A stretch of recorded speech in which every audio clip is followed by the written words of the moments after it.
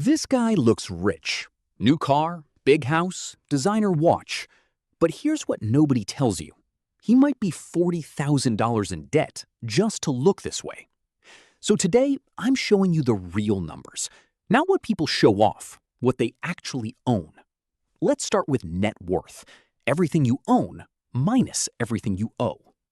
If you're in your 20s, the median net worth in America is just $7,638.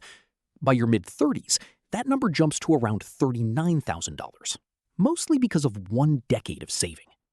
But here's the trick. The average net worth is over $1 million.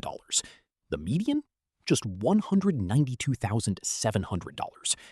That gap exists because a small number of ultra-wealthy people pull the average way up.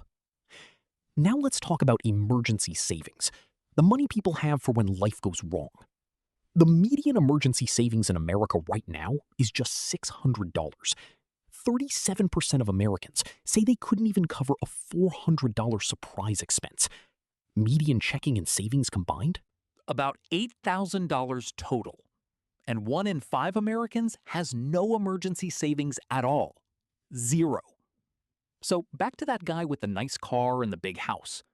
Odds are most of what he owns isn't paid off. It's financed. Looking rich and being rich are two completely different things. The person with real wealth often looks the most ordinary. Where you live matters too. Median net worth in Hawaii is nearly $700,000. In some states, it's closer to $60,000. Same country, completely different reality. So where does this leave you? Forget what people show you. Track what you actually own minus what you owe. That's the only number that matters. If this opened your eyes, subscribe.